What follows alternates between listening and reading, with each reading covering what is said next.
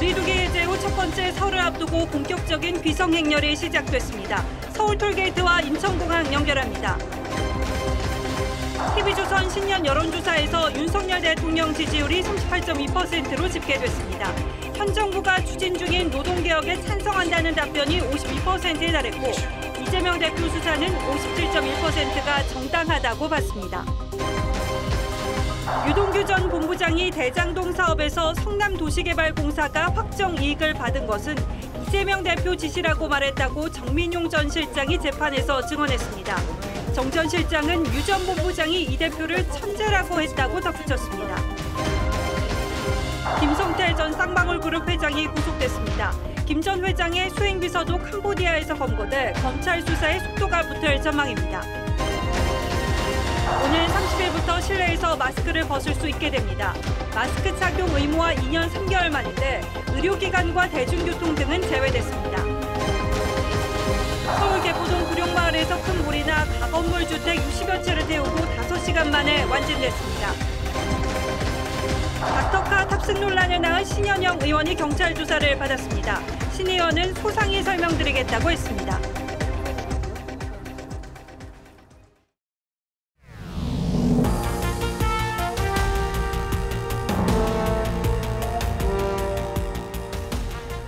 시청자 여러분 안녕하십니까?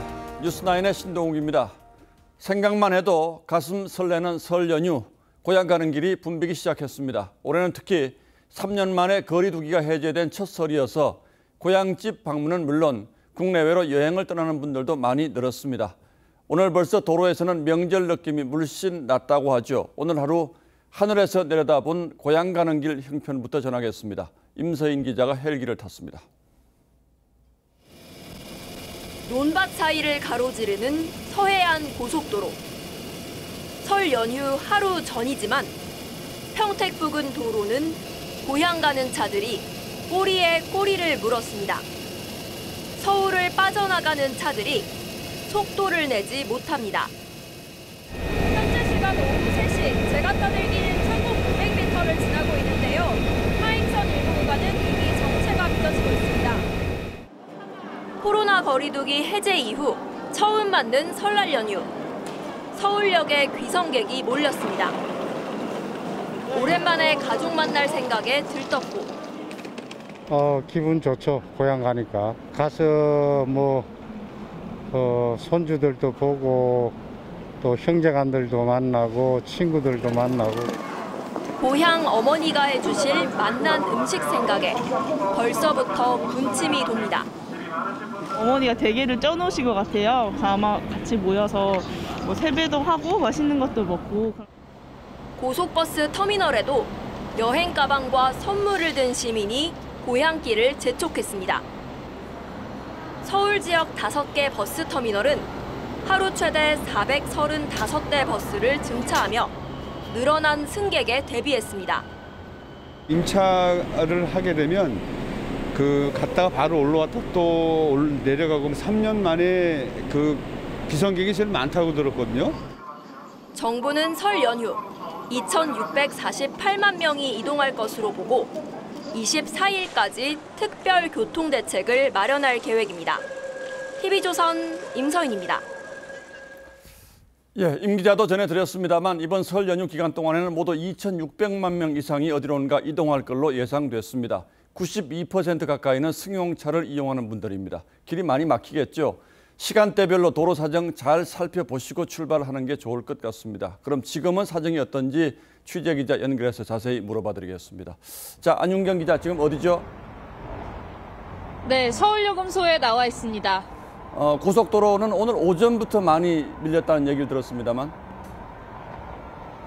네, 이곳 서울요금소는 최근 시간 이후부터 극심한 정체가 시작됐습니다. 제 뒤로 보이는 것처럼 귀성 행렬들이 계속해서 서울을 빠져나가고 있는데요. 고속도로 주요 구간은 극심한 정체가 아직도 빚어지고 있습니다.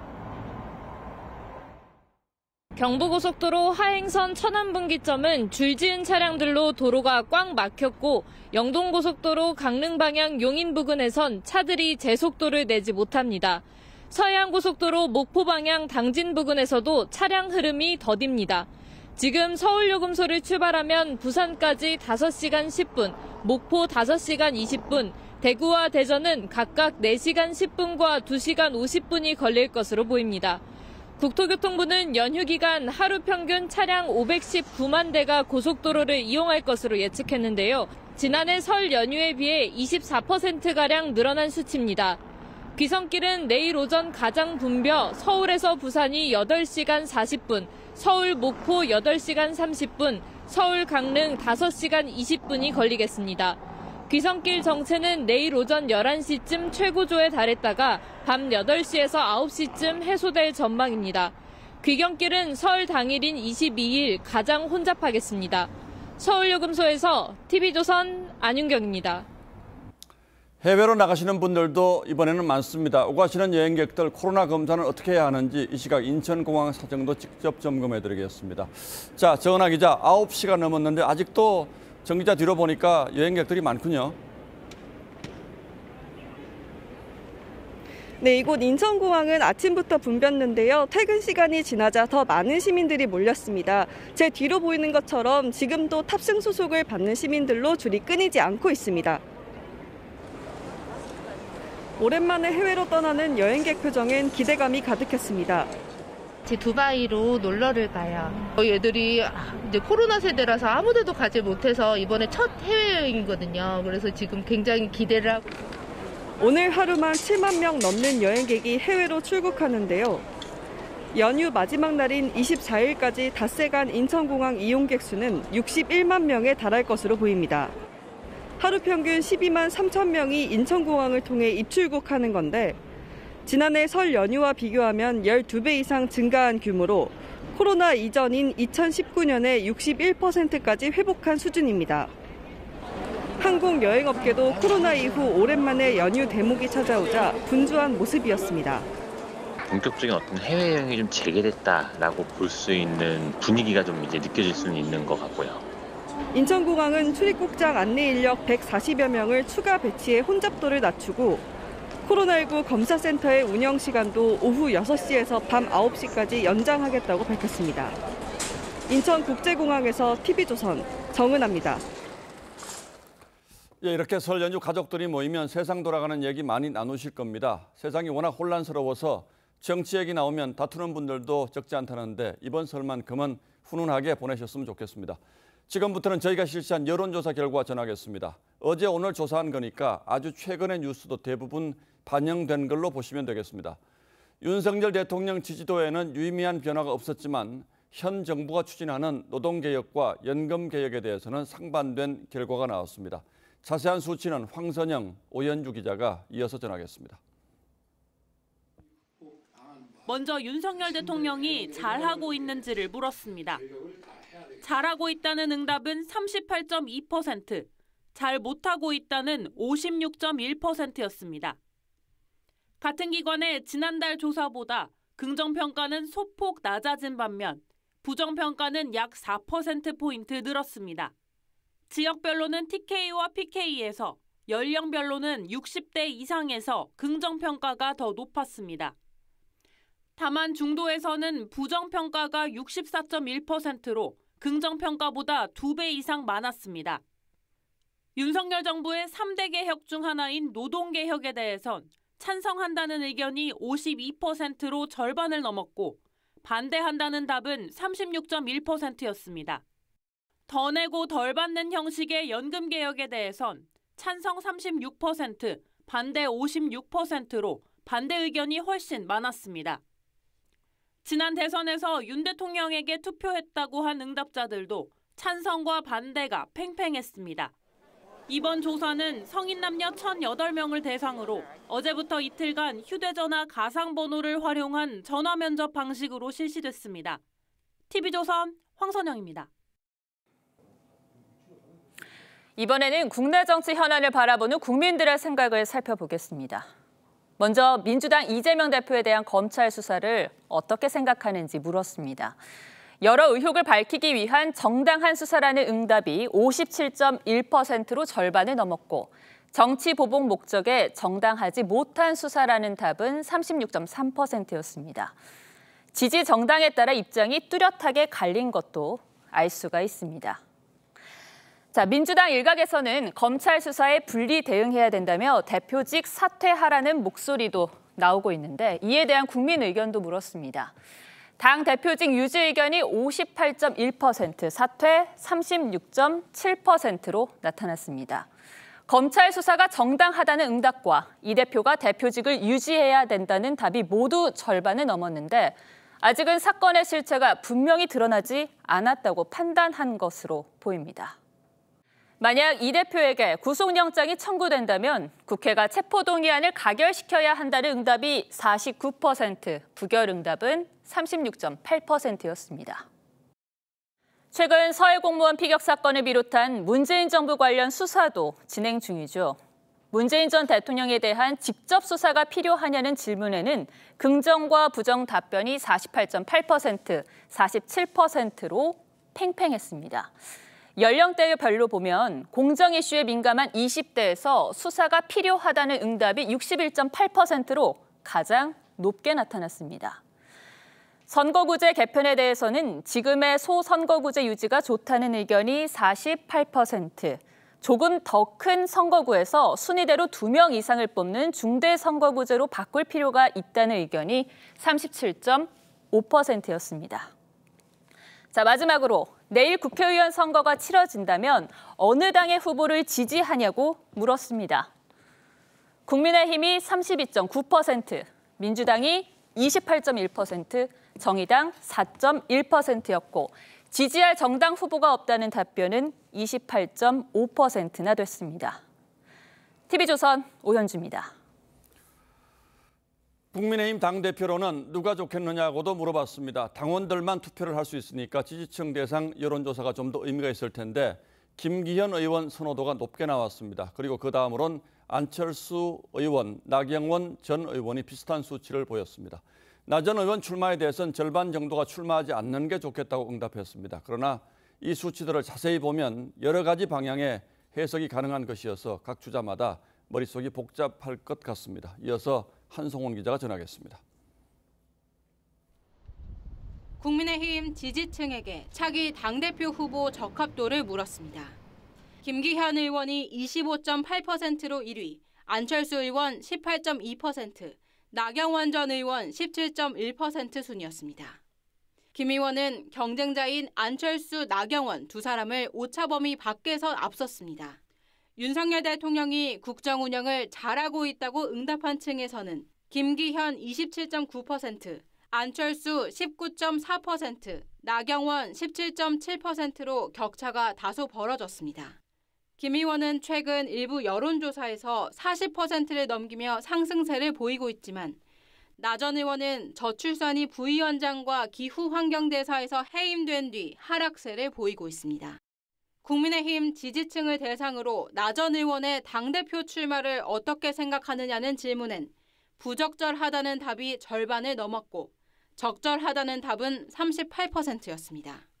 차기 당대표로 부적절한지를 묻는 조사에선 유승민 전 의원이 48.2%로 절반에 가까웠고 나경원 12.8%, 안철수 6.3%, 김기현 4.7% 순이었습니다. TV조선 한송원입니다. 예, 보신 것처럼 저희가 여론조사를 실시하면 주요 부분을 요약해 드리긴 합니다만 사실 훨씬 더 많은 항목을 조사합니다. 그 안에는 더 많은 의미가 담겨 있죠. 그래서 이번 여론조사를 상세히 들여다본 김아림 기자를 스튜디오로 초대했습니다. 자, 김 기자 어서 오십시오. 조금 전 여론조사 결과를 보면 나경원 전 의원 출마에 대한 부정적인 의견이 상당한데 결론적으로 어떻게 봅니까? 출마를 강행할까요, 그래도? 저희 조사에서 보면요. 예. 출마가 부적절하다는 응답이 50%를 넘었지만 현재로서는 그럴 가능성이 더 높습니다. 나 전 의원을 돕고 있는 박종희 전 의원은요. 설 연휴 이후 보수의 상징적인 장소에서 출정식을 하겠다면서 사실상 출마로 마음을 굳혔다고 했는데요. 현재로서는 출정식이나 토론회 등을 통해 자신이 소위 비윤이 아니라는 점을 강조하기 위해서라도 나올 가능성이 높습니다. 하지만 전대가 진행되면서 상황이 여의치 않다고 판단되면 다른 후보를 돕는 방안까지를 포함한 여러 선택지를 놓고 또 한 번 선택을 할 여지도 있습니다. 자, 그런데 이건 이제 여론조사에 반영이 안 됐습니다만 나 전 의원이 조금 전에 사과문을 냈다고요? 네, 맞습니다. 나 전 의원은 3시간 전쯤에 자신의 해임 결정이 윤 대통령의 본의가 아닐 거라 말했던 것은 불찰이라면서 공식 사과문을 냈습니다.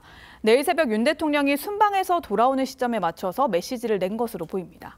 자, 이것 역시 출마와 관련지어서도 해석을 할 수가 있을까요? 네, 그렇습니다. 나 전 의원 측 관계자는요, 나 전 의원의 심경의 변화가 있었다고만 했는데요. 나 전 의원은 윤석열 정부의 성공을 출마 명분으로 내세우려고 하고 있습니다. 하지만 대통령실이 김대기 비서실장 명의로 왜곡된 보고는 없었다고 분명한 선을 그었기 때문에 나 전 의원 입장에선 이 문제를 매듭짓지 않고선 비윤 프레임에서 벗어나는 게 어렵다고 판단한 듯합니다. 예. 최근 당권 지지율이 하락세를 보이고 있는 것도 영향을 미친 것으로 보입니다. 자, 나경원 전 의원은 출마할 가능성이 좀 더 높아 보이는데 이게 이제 김아림 기자의 결론이군요. 이재명 대표 수사는 정당하다라는 응답이 좀 더 높게 나왔고요. 네, 지난해까지는 이 대표에 대한 수사가 정치 보복성이라는 여론이 많았었는데요. 올해 들어 정당한 수사라는 여론이 형성되는 분위기로 볼 수 있겠습니다. 이 때문인지 이 대표는 단일 대우를 강조하고 있는데요. 당 내부에선 2월을 기소 시점으로 보고 대응책 마련을 고심 중입니다. 다만 이번 조사에서 보신 것처럼 절반 가까운 응답자가 국회에서 체포동의안을 가결시켜야 한다는 입장을 밝힌 만큼 임시국회까지 열어놓고 방탄에 몰두한다는 부정적 여론이 형성되고 있는 점은 적지 않은 부담이 될 것으로 보입니다. 윤석열 대통령 평가 부분에서 부정적 평가가 조금 더 늘어났다는 것도 눈에 띄는 부분인데 세부적으로 보면 노동개혁과 달리 연금개혁에 대해서는 좀 부정적 여론이 더 많았군요. 네, 맞습니다. 반대가 56%로 조사가 됐는데요. 프랑스 마크롱 대통령도 연금 개혁을 추진 중인데 국내 반대 여론이 만만치 않습니다. 그러자 마크롱 대통령은 자신의 퇴임 후 연금을 포기하겠다고까지 하면서 개혁을 강하게 밀어붙이고 있죠. 연금 개혁은 노동 개혁과 함께 윤 정부의 주요 국정 과제고 윤 대통령의 개혁 의지도 확고한 만큼 반대 여론에도 추진할 가능성이 높습니다. 예, 그렇군요. 이번 설 연휴 동안에 여론이 어떻게 변하는지도 좀 지켜봐야 되겠고요. 예, 김아림 기자 잘 들었습니다.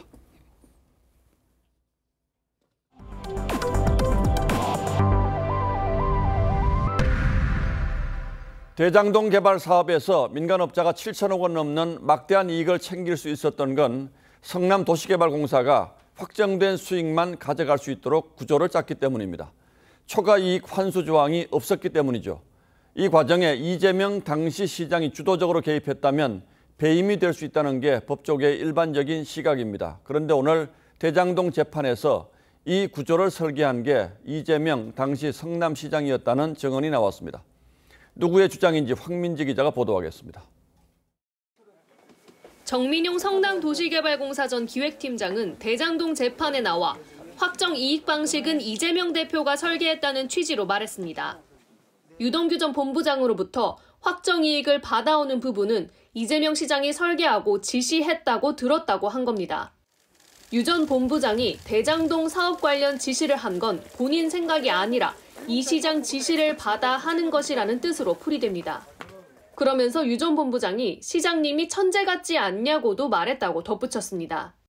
그동안 이재명 대표는 초과이익 환수 조항을 삭제한 게 아니라 채택하지 않은 거라는 입장을 밝혀왔습니다. 추가하자고 하는 일선 직원의 건의를 받아들이지 않았다. 검찰은 이 대표가 수익 배분 구조를 기형적으로 설계해 민간업자에게 이익을 몰아주고 성남시에 막대한 피해를 끼친 것으로 봅니다. 민관 합동인 대장동 개발 사업에서 지분 절반을 가진 공사는 1,882억 원을 배당받았지만 지분 7%인 민간업자가 7천억 원이 넘는 수익을 챙겼습니다. TV조선 황민지입니다. 태국에서 체포돼 국내로 압송되어 온 김성태 전 쌍방울 회장과 양선길 현 회장이 오늘 새벽 구속됐습니다. 그리고 김 전 회장의 도피를 도운 측근들도 속속 체포되면서 수사가 탄력을 받고 있습니다. 김보건 기자가 취재했습니다. 지난 10일 태국 방콕 인근의 한 골프장에서 붙잡힌 김성태 전 쌍방울 회장과 양선길 회장. 우리 정부가 수행비서인 박모 씨의 휴대전화 번호를 태국 당국에 넘겨 현지에서 김 전 회장을 찾아낸 겁니다. 국민들에 대해 하고 싶은 얘기 없으세요? 그 때문에 힘겹게 드는 좀 죄송스럽게 생각하고 있습니다. 박 씨는 김 전 회장이 체포된 뒤 숙소에서 짐을 챙겨 달아났지만 18일 캄보디아 국경에서 붙잡혔습니다. 김 전 회장의 금고지기로 불린 쌍방울그룹 재경총괄본부장 김모 씨도 앞서 태국에서 체포돼 현재 송환 거부 소송 중입니다. 검찰이 체포영장을 발부받은 김 전 회장 해외 도피 조력자 5명 가운데 4명이 붙잡힌 겁니다. 남은 사람은 김 전 회장의 조카이자 집사격인 서모 씨뿐입니다. 도망가게 하기 위해서 원주를 간 사람들은 당연히 잡아와야 맞죠. 그렇게 될 겁니다. 횡령, 배임과 대북 송금 혐의를 받는 김 전 회장은 구속됐습니다. 검찰은 설 연휴 기간에도 김 전 회장을 불러 구체적인 대북 송금 액수와 횡령한 돈의 용처를 확인할 예정입니다. 이재명 대표 변호사비 대납 의혹 수사는 다소 시간이 걸릴 전망입니다. TV조선 김보건입니다. 지난 정부에서 국가보안법 위반 사건은 극히 드물게 적발됐습니다. 그런 기류 속에서 적발돼 기소된 게 청주 간첩단 사건으로 현재 1심이 진행 중입니다. 저희가 공소장을 입수했습니다. 이들은 북한 공작원과 4년에 걸쳐서 보안 USB를 활용한 이메일로 수십 차례 교신하면서 지령과 보고를 주고받았고 21대 총선을 앞둔 시점에는 반보수 투쟁을 한 뒤에 북한에 보고까지 한 것으로 드러났습니다. 공소장 내용 이채림 기자가 자세히 설명드리겠습니다. 21대 총선을 반년 앞둔 2019년 10월 간첩단 혐의를 받는 충북동지회는 북한 공작원 리광진으로부터 총선에서 보수 세력을 확고히 제압하는 것이 목표라며 보수 대통합 시도를 무산시키기 위해 분열을 조장하라는 지령을 받았습니다. 당시 보수 진영에선 자유한국당과 새로운 보수당 계열 간의 합당 논의가 시작됐습니다. 공소장에 따르면 충북동지회는 한 달 뒤인 11월에 중국 선양에서 북한 공작원으로부터 2만 달러를 받기도 했습니다. 이듬해 2월 북측은 보수 세력이 박근혜 동정론을 확산시켜 구도를 역전시키려 하니 위험성을 알려야 한다는 지령을 내리기도 했습니다. 충북동지회 멤버는 지난 2017년 대선 때 문재인 후보의 특보단으로도 활동했는데 2021년 8월 이들이 구속된 뒤 논란이 불거지자 당시 여권은 관련성을 부인했습니다. 수십만에 이르는 특보를 청와대가 어떻게 다 책임을 지라는 건지 이해가 되지 않고요. 충북동지회는 보안 USB를 이용하는 방식의 이메일로 북한 공작원과 64차례 교신했는데 2020년 10월엔 검찰총장이 유력 대선 주자로 떠오른다는 동향 보고도 했습니다. TV조선 이채리입니다. 이렇게 청주 간첩단이 국내에서 활개를 쳤지만 문재인 정부 시절 서훈 국정원장은 이 수사를 덮으려 했던 정황, 어제 저희가 단독 보도해드렸습니다. 국민의힘은 문재인 정부가 대공수사를 무력화하려고 한 건 국가 자해 행위라면서 내년부터 국정원의 대공수사권이 경찰로 이관되는 문제를 재검토해야 한다고 주장했습니다. 민주당은 공안물이라고 했습니다. 보도에 고희동 기자입니다. 지난 2018년 초 서훈 당시 국정원장이 남북관계를 이유로 청주 간첩단 수사를 막았다는 TV조선 보도에 대해 당시 서훈 원장이 제거하지 않아 재판에 넘기지 못했습니다. 여당은 대한민국 체제를 허문 국가 반역죄라고 강조했습니다. 대공 업무 총책임자로서 있을 수 없는 국가 자해 행위를 저지른 것입니다. 특히 대공수사가 무력화되면서 문정부 5년간 간첩 적발이 단 3건에 불과했다는 것도 문제 삼았습니다. 5년 내내 위장평화 쇼에 집착하는 동안 이들 간첩 세력들은 우리 사회 곳곳에 뿌리를 내리고 정권 퇴진을 외쳤던 민노총 뒤에 북한 공작원이 있었다는 의혹은 참으로 소름. 국내외 간첩 정보를 수집해 수사할 수 있는 대공수사권은 지난 2020년 민주당이 관련법을 강행 처리하면서 내년 1월부터는 경찰로 이관되는데 대공수사 능력과 노하우를 갖고 있는 국정원이 그대로 권한을 행사해야 한다고 여당은 강조했습니다. 국정원 대공수사권 원상회복 문제에 민주당이 답해야 합니다. 하지만 민주당은 간첩단 수사가 외교적 참사를 덮고 국면 전환을 위한 보여주기 수사라고 했고 새로운 공안 통치와 공안몰이로 가는 신호탄인지 국정원만이 간첩을 잡을 수 있다고 강변하려는 것이냐며 대공수사권 유지에 부정적 입장을 보였습니다. TV조선 고희동입니다. 국내에서 코로나 첫 확진자가 나온 지 딱 3년째 되는 날인 오늘 정부가 실내 마스크 착용 의무를 오는 30일부터 권고로 전환하기로 했습니다. 코로나 상징이자 동반자였던 마스크와 드디어 이별할 수 있게 된 건데요. 실내 마스크 착용 의무가 시작된 이후로는 2년 3개월 만입니다. 다만 고위험군 보호를 위해서 병원 등에서는 실내에서도 마스크를 의무화하기로 했고 대중교통에서도 착용 의무는 유지하기로 했습니다. 무엇보다 정부의 오늘 결정은 마스크 속 입모양과 표정을 보지 못했던 마스크 키즈, 이 영유아와 어린이들에게 큰 변화로 다가오지 않을까 싶습니다. 박지훈 기자가 자세히 보도합니다. 비가 오는 날씨에도 한 대형마트 앞으로 긴 줄이 늘어섰습니다. 마스크를 사기 위한 행렬입니다. 3년 전 국내에서 코로나가 처음 확산할 무렵 처음 겪어보는 신종 감염병에 대한 사람들의 두려움이 마스크 수요로 이어져 품귀 대란이 일어난 겁니다. 이후 마스크 수급은 안정화됐지만 코로나 유행은 계속돼 2020년 10월 실내 마스크 착용 의무가 처음 도입됐습니다. 그로부터 2년 3개월 만인 오는 30일부터 실내에서도 다시 마스크를 벗을 수 있게 됐습니다.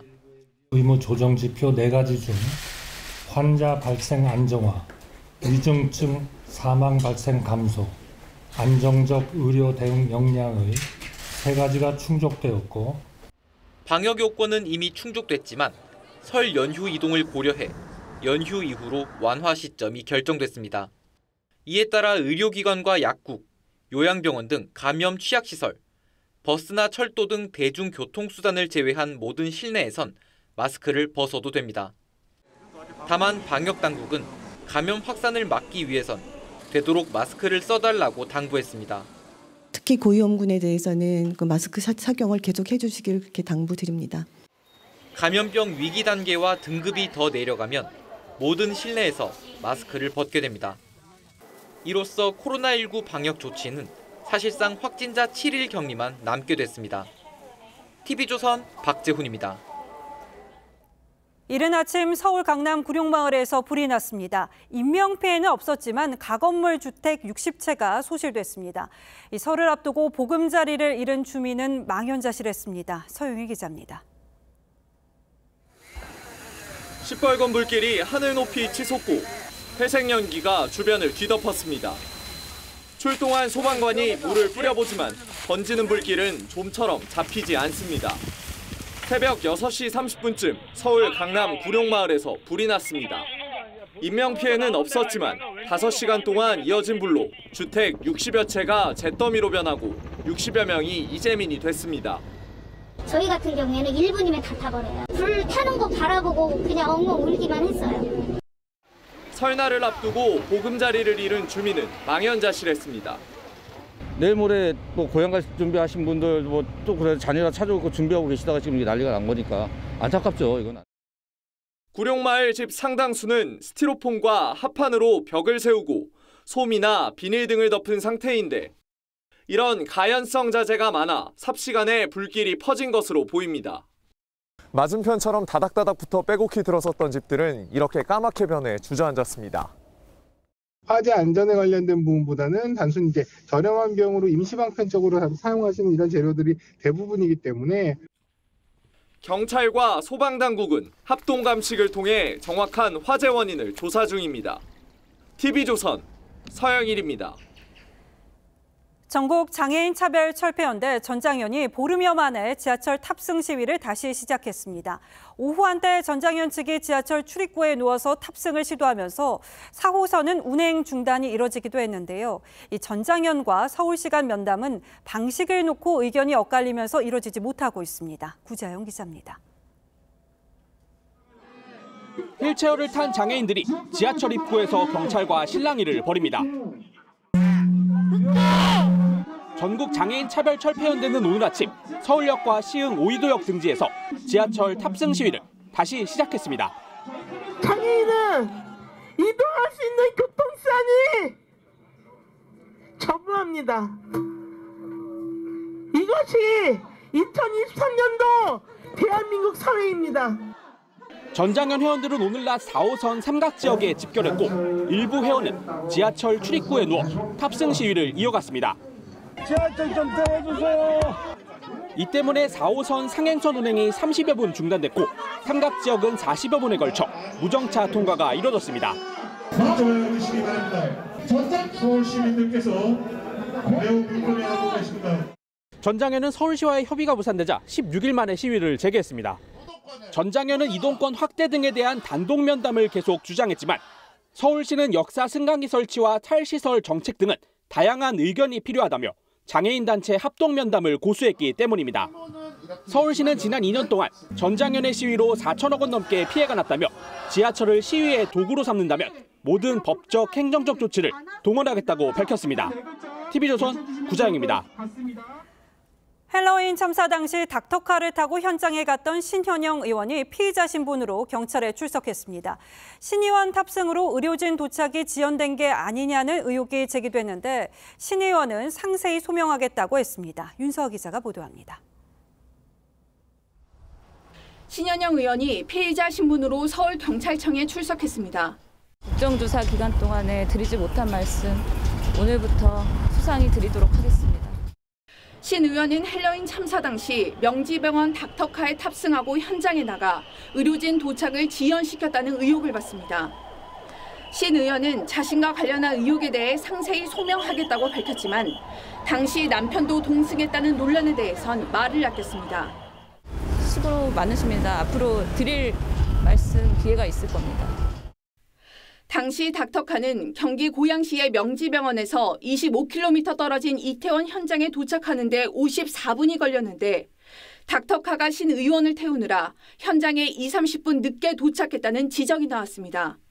이종배 서울시 의원과 시민단체는 직권남용과 공무집행 방해 등 혐의로 신 의원을 경찰에 고발했습니다. 검찰은 헬로윈 참사 관할 책임자인 박희영 용산구청장과 이인재 전 용산경찰서장 등 4명을 재판에 넘겼습니다. TV조선 윤서입니다. 올 설은 가족과 함께 한다는 분들 많은데요. 학원가에는 책상을 떠나지 못하는 이들이 넘쳐납니다. 취업을 위해 고향 방문도 미루는 건데 기업들은 채용을 줄이고 취소하고 있어서 취준생들 마음은 더 조급해집니다. 배상윤 기자입니다. 서울 노량진 학원가입니다. 설 연휴를 잊은 학생들이 바쁘게 학원으로 들어갑니다. 귀성 대신 학원가 학습실에 남아 공부에 열중합니다. 가족들 너무 보고 싶지만 그래도 기대하시는 것들이 있기 때문에 거기에 좀 더 기대치에 더 닿기 위해서는 좀 쉬는 날에도 불구하고 조금 더 열심히 노력을 해야 돼. 올해 취업자 증가폭이 지난해의 10분의 1에 불과할 거란 전망 속에서 취업 준비생들은 더욱 긴장하고 있습니다. 설 명절에도 발길은 학교 도서관으로 향합니다. 쉬고 싶은 마음도 있고 그냥 가족이랑 있고 싶은 마음도 있고 한데 집 왔다 갔다 하는 것도 이제 또 일이니고 그 체력적으로 또 그것도 소모가 되니까. 실제로 대기업 절반은 올해 채용 규모를 지난해보다 더 줄이거나 아예 취소할 거라고 응답했습니다. 이 때문에 신규 채용 시장은 더 얼어붙을 전망입니다. 일부 기업들은 기존 직원도 줄입니다. 롯데면세점은 창사 이후 처음으로 희망퇴직 신청을 받았고 하이마트도 희망퇴직 대상자를 3년 만에 또 모집했습니다. 경기 불확실성이 워낙 높다 보니까 기업들이 채용 계획을 적극적으로 세울 수가 없어요. 기존 직원들이 어떻게 보면 구조조정되는 것 또한 걱정해야 되는 시기라고 생각합니다. 불황의 소용돌이가 불러온 고용 한파 속에서 청년들의 고민은 깊어가고 있습니다. TV조선 배성윤입니다. 국내산으로 알고 산 돼지고기가 수입산이었다면 얼마나 황당할까요? 정부가 설을 맞아서 원산지 특별 단속을 벌이고 있는데 전국에서 400곳 넘게 적발됐습니다. 장윤정 기자가 단속반을 따라가 봤습니다. 경기도 고양시 아파트 단지에 있는 한 정육점. 국내산이라고 표시된 삼겹살과 항정살을 직접 구매해봤습니다. 삼겹살, 항정살도 비싼 맞죠? 원산지 판별 키트를 활용하면 5분 만에 국내산과 수입산 돼지를 구분할 수 있는데 이곳에서 산 삼겹살과 항정살 모두 한 줄, 수입산입니다. 내가 말씀을 드려야 되는데 저도 모르게 그렇게 나온 거예요. 비싼 아니면 어디 거였어요? 또 다른 정육점에서 산 보성 녹돈과 국내산 대패 삼겹도 표기된 것과 달리 수입산입니다. 냉동고에서는 멕시코산이라고 적힌 박스가 발견됐습니다. 안 걸리고 하신 분들이 많았으니까 너도 이렇게 한번 해봐라 이렇게 말씀들 하셔가지고 2배 이상 되는 거죠. 설 명절 원산지 표시 특별 단속 결과 전국에서 448건이 적발됐고 이 중 253곳이 원산지를 속인 것으로 드러났습니다. 명절을 앞두고 특별 단속 기간을 정해서 단속 활동을 더욱 강화하고 있습니다. 원산지 표시에 유의하셔서 판매하셨으면 좋겠습니다. 원산지를 거짓으로 표시하면 7년 이하의 징역 또는 1억 원 이하의 벌금이, 표시하지 않으면 1,000만 원 이하의 과태료를 부과받을 수 있습니다. TV조선 장윤정입니다. 다음 뉴스입니다. 정부의 연이은 규제 완화에도 얼어붙은 부동산 시장에는 좀처럼 온기가 돌지 않습니다. 가장 관심이 큰 그리고 부동산 시장 전반에 영향을 많이 미치는 서울의 집값이 어떻게 될지 부동산 전문가 10명에게 전망을 들어봤더니 9명은 올해도 하락세를 이어갈 거라고 예상했습니다. 김혜나 기자가 보도합니다. 지난해 서울 집값은 10년 만에 최대 낙폭을 기록했습니다. 올해는 어떨까? 부동산 전문가 10명에게 물었습니다. 10명 중 9명은 올해 서울 집값이 떨어질 거라고 봤고 4명은 최대 10%까지 더 내려갈 수 있다고 전망했습니다. 정책은 속도를 조절하는 용도지 흐름 자체를 바꾸기는 역부족이라고 생각합니다. 상승에 대한 피로감이 상당히 누적된 상태에서 고금리 기조의 실물경제 침체의 그림자가 짙어지며 정책 대응이 무색할 만큼 수요 심리가 얼어붙고 있다는 겁니다. 전세값 약세도 약세 심화의 원인입니다. 전세라는 시스템 자체를 못 믿게 되면 일종의 신용 경색이 발생하는 거거든요. 굉장히 큰 위험을 갖고 있는 거라고 생각합니다. 반면 기준금리 고점론 속에 집값이 반등할 거란 의견도 나왔습니다. 금리가 내려갈 가능성도 배제할 수는 없다라는 거예요. 2%에서 3% 정도 상승하지 않을까. 상반기 저점을 다진 뒤 하반기 반등이 가능할지를 두고는 전망이 엇갈렸습니다. 반등 여지는 이제 하반기에 보실 수 있을 것 같고요. 2024년에 이제 금리 인하에 대한 기대감들도 반영이 되니까 정책 약발이 대세 하락은 이기기 힘들다라는 인식이 돌면서 하반기에는 좀 빠지는. 전문가들은 금리 인하의 신호 없이는 분위기 반전이 쉽지 않다고 입을 모았습니다. TV조선 김예나입니다. 은행에서 대출 받을 때 신용점수라는 게 있습니다. 당연히 신용도가 높아야 더 낮은 이자로 대출을 받을 수 있습니다. 그런데 요즘 자영업자들 사이에서는 신용도 떨어뜨리기 경쟁이 벌어지고 있다고 합니다. 그 이유를 이유경 기자가 취재했습니다. 20년째 외식 사업을 하고 있는 성규선 사장. 고물가에 대출 금리까지 치솟으면서 벌어도 남는 게 없습니다. 정부가 연 2%대 낮은 금리로 3천만 원까지 대출을 해준다는 소식에 기대를 걸었지만 포기했습니다. 신용 점수가 높아 대출 대상에서 제외된 겁니다. 그걸 될 수 있으면 신용을 안 하려고 2등급, 3등급 유지하는 사람들한테 자격을 해줬으면 그게 실제로 도움이 될 텐데 7등급 되려고 그러면 쓸 수 있는 사람이 2번 올리는 것 같아요. 이렇게. 정책자금 대출을 받을 수 있는 조건이 신용점수 744점 이하로 신용등급 6등급 이하만 해당하다 보니 신용점수가 높은 자영업자들은 대출을 못 받습니다. 사정이 이렇자 일부러 신용점수를 떨어뜨려서라도 대출을 받으려는 자영업자까지 생겨났습니다. 자영업자 온라인 커뮤니티에는 현금 서비스를 2곳에서 받아 신용점수를 떨어뜨린 뒤 대출을 신청했다는 사람도 있고 신용점수 기준이 불합리하다는 불만글도 줄을 잇습니다. 신용점수가 아닌 매출 등을 기준으로 정책자금을 지원해줄 필요가 있다는 지적도 나옵니다. 신용평가와 관계없이 자산이나 매출 다른 부분들의 소상공인이 가지고 있는 자료들을 바탕으로 이제 대출이 나가야 될 것 같아요. 한 번 떨어진 신용점수는 다시 올리기 쉽지 않고 다른 대출 금리가 올라가는 만큼 신용점수를 일부러 깎는 건 신중해야 한다고 전문가들은 조언합니다. TV조선 이유경입니다. 기업이 안전조치를 소홀히 해서 근로자가 숨지면 사업주나 경영 책임자를 직접 처벌하는 중대재해처벌법이 시행된 지 1년이 됐습니다. 그런데 이 법이 적용되는 사업장의 사망자 수는 오히려 늘었다고 합니다. 뭐가 잘못된 건지 따져보겠습니다. 자, 홍영 기자, 일단 전체 사망자 집계부터 좀 확인을 해보죠. 네, 지난 한 해 동안 일을 하다가 산업재해로 644명이 목숨을 잃었습니다. 예. 그나마 1년 전보다는 조금 줄었는데요. 하지만 자세히 들여다보면 이 중대재해처벌법이 적용되는 50인 이상 사업장은 사망자 수가 오히려 늘었습니다. 이 법이 사고를 줄이는데 효과가 있었다고 보기 어려운 이유입니다. 자, 그렇다고 법이 생겨서 사망자가 늘어나는 건 아닐 텐데 주로 어떤 곳에서 사고가 많이 났습니까? 네, 사망자가 나온 사고의 절반 이상이 이 건설 현장에서 일어났습니다.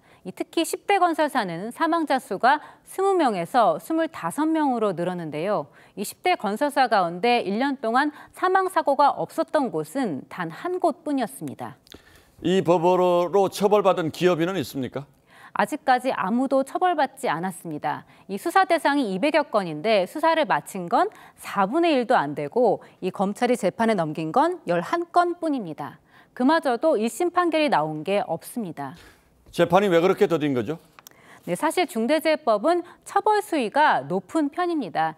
보통 징역 얼마 이하라고 상한선을 두는데 이 법은 최소 징역 1년 이상입니다. 이 기업의 경각심을 불러일으켜서 예방 효과를 높인다는 취지인데요.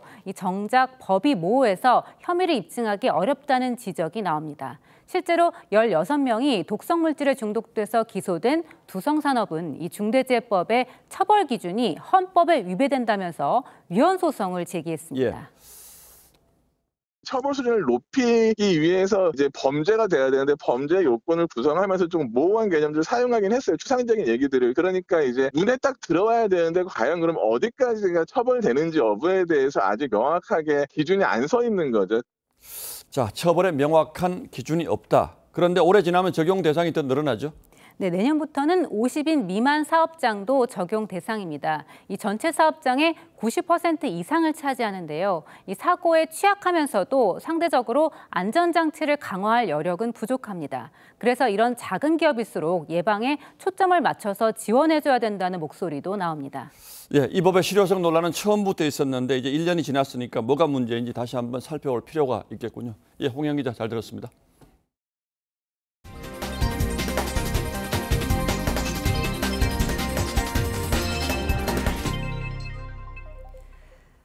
지난 몇 년 동안 우리 정치권은 어느 때보다 극심한 대립을 보였습니다. 그런 모습을 전해드리는 저희도 민망할 때가 한두 번이 아니었는데요. 이런 중앙정치와는 달리 경기도 과천에서는 여야 시의원들이 함께 새해 인사 현수막을 내걸어서 울림을 주고 있습니다. 최민식 기자가 현장을 찾아가 봤습니다. 과천시의 한 공원입니다. 하나의 현수막에 2명의 웃는 얼굴이 들어가 있고 왼쪽과 오른쪽 끝 빨간색과 파란색 바탕에 시의원 이름만 쓰여 있습니다. 현수막 가운데에는 시민을 위해 한마음으로 뛰겠다는 문구만 보입니다. 바로 옆에 걸린 당명과 당색이 강조된 국회의원 현수막과는 사뭇 다릅니다. 과천시의원 7명 중 4명인 초선 의원들이 여야 짝을 이뤄 함께 새해 인사 현수막을 내건 겁니다. 여야가 요즘 뭐 분쟁이 많잖아요. 그러니까 화합천에서 또 그런데 괜찮은 것 같아요. 각 동마단장씩 총 5장의 현수막이 걸렸는데 제작과 설치 비용은 여야 의원이 절반씩 부담했습니다. 현수막 설치 하루 만에 시민들의 응원과 격려가 쏟아졌습니다. 국민의힘 쪽 지지자분인데 라고 생각하시는 분들도 카톡을 많이 주셨어요. 너무 보기 좋다. 저희가 개원하면서 약속했던 게 있거든요. 제발 우리는 싸우지 말자. 하지만 중앙정치권에선 여야가 극한대치 상황을 풀지 못하고 있습니다. 지난해 11월 22년 만에 열린 여야 축구대회에 참석한 일부 야당 의원이 자신의 SNS에 인증샷을 올렸다가 비난 세례를 받고 삭제하기도 했습니다. TV조선 최민식입니다. 남미 페루에서 한 달이 넘도록 계속되던 반정부 시위로 현재까지 최소 10명이 숨졌습니다. 정부의 비상사태 선포에도 전국 각지에 흩어져 있던 시위대가 수도 리마로 집결하면서 시위는 더욱 격화하고 있습니다. 이유진 기자입니다. 리마 시내 한복판에서 불길이 치솟습니다. 반정부 시위 도중 대형 화재가 발생한 겁니다. 화염병을 던지는 시위대에 무장 경찰들은 최루탄으로 맞섭니다. 지난해 12월 카스티요 전 대통령 탄핵에 반대하며 촉발된 반정부 시위가 더 격렬해졌습니다. 안데스 산맥 주변 농촌 지역에서 산발적으로 이루어지던 것이 이제는 버스로 1000km 넘게 이동해 수도에 집결하는 상경 시위로 확산했습니다. Continúan llegando las delegaciones de diversas regiones del país para participar este jueves. 시위대는 도시 엘리트들이 농민의 아들인 카스티요 전 대통령을 축출했다고 반발했는데 도시와 농촌 갈등으로까지 번지는 양상입니다. El Estado dice que somos delincuentes, terroristas. No somos trabajadores. 볼루아르테 현직 대통령은 시위대가 수도로 쏟아져 들어오자 비상사태를 연장한 데 이어 경찰 12,000명을 추가 배치해 진압했습니다. Ustedes quieren generar caos y desorden y para dentro de ese caos y desorden. 전국 18개 지역에서도 동시다발적인 도로봉쇄 시위가 이어졌는데 지금까지 유혈 충돌로 숨진 사람은 50명을 넘어섰습니다. TV조선 이유진입니다. 국민 배우 윤정희 씨가 프랑스 파리에서 별세했습니다. 1960, 70년대에는 배우로서 화려한 인생을 살았고 피아니스트 백건우의 아내로서 그 자리도 묵묵히 지켜냈습니다. 몇 년 전에는 윤정희 씨가 병마에 시달리고 있다는 소식이 전해져서 안타까움을 키우기도 했습니다. 고인의 삶을 이루라 기자가 돌아봤습니다. 1세대 여배우 트로이카 시대를 연 배우 윤정희 씨가 프랑스 파리에서 숨을 거뒀습니다. 유족은 고인이 딸의 바이올린 소리를 들으며 편안하게 세상을 떠났다고 전했습니다. 그대로 믿어버리는 성격이에요. 1967년 1200대 1의 오디션 경쟁률을 뚫고 화려하게 데뷔한 윤 씨는 팔도강산, 독짓는 늙은이 등 300편 가까운 영화에 출연하며 국내 유수의 상을 휩쓸었습니다. 피아니스트 백건우 씨와 결혼한 이후에도 활동을 지속했던 고인은 60대 중반인 2010년 이창동 감독의 영화 시로, 칸 영화제에 초청되는 등 배우 인생의 정점을 찍습니다. 반세기 동안 영화와 살 수 있다는 것은 세계 어디를 둘러봐도 드문 일이라고 생각합니다. 유명세의 납치미수라는 곤혹을 치르기도 했습니다. 초대를 받고 갔던 곳에 북한 공작원이 나타난 겁니다. 북한을 잘 그리는 거죠. 그 사건이 그만큼 북한은 거짓이라는 게. 말년은 치매 진단을 받고 오랜 기간 투병했는데 성년 후견인 문제로 가족 간의 법적 분쟁이 벌어지기도 했습니다. 영화 같은 삶을 뒤로하고 마침내 별이 된 음악의 여왕. 제 인생의 마지막까지 영화와 함께 살고 싶습니다. TV조선 이루랍니다.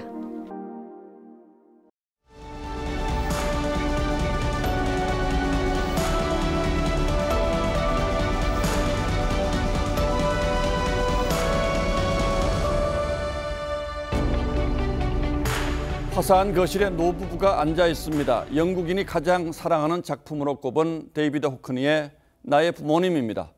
아버지는 모로 구부정하게 앉아 책을 보는 척합니다. 괜히 멋쩍어서 딴청을 부려봅니다. 어머니는 반듯하게 앉아 미소 지으며 애정이 듬뿍 담긴 눈으로 아들을 응시합니다. 그 부성과 모성이 사뭇 대조적이지만 아들에게 품은 사랑, 대견함은 다르지 않습니다. 대가족이 기념사진이라도 찍듯 한자리에 모였습니다. 화가 배운성이 독일 유학 시절 그린 작품이기에 실사화는 아닙니다. 한쪽에는 이렇게 자화상도 슬쩍 끼워 넣었습니다. 그는 어려서 아버지를 여의고 부잣집의 심부름꾼으로 들어갔습니다. 집주인이 재능을 알아보고 일본과 독일 유학을 보내줬죠. 그림 속 대가족이 주인댁 식구라는 설과 그의 어머니와 가족이라는 설이 엇갈립니다. 하지만 적어도 분명한 건 외로운 타국에서 그리운 가족을 떠올리며 따스한 위안으로 삼았다는 것이겠죠. 그렇듯 사람 사는 집은 피부치의 온기로 가득할 때가 제일 좋은 법입니다. 오늘 저 나직한 지붕 아래서 코와 눈매 닮은 식구들이 모여 앉아 저녁을 먹는 시간은 얼마나 따뜻한가. 흩어져 살던 피부치들이 일제히 그리운 곳으로 가는 행렬이 시작되었습니다. 일찍 떠난 분들은 늦은 저녁상을 지금쯤 받으셨겠죠.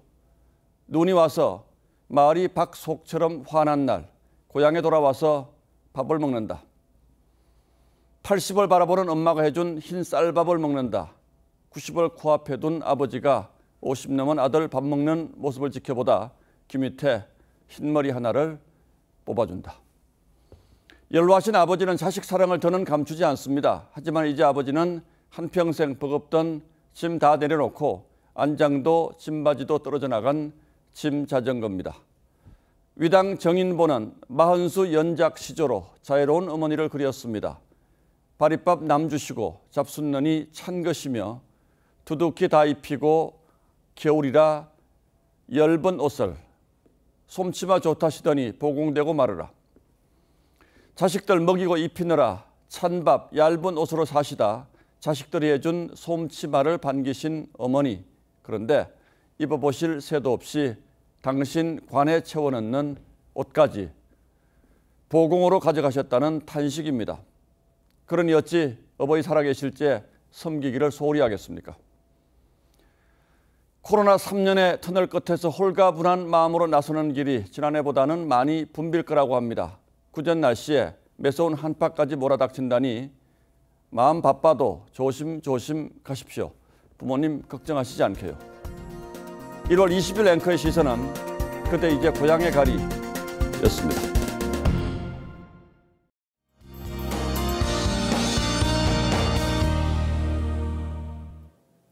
이번 설 연휴에는 매서운 한파가 함께하겠습니다. 전국 대부분 지역에 한파특보가 내려진 가운데 서울은 내일 영하 10도, 연휴 마지막 날에는 영하 17도까지 곤두박질하겠습니다. 도로가 꽁꽁 얼어붙어 길이 매우 미끄럽겠는데요.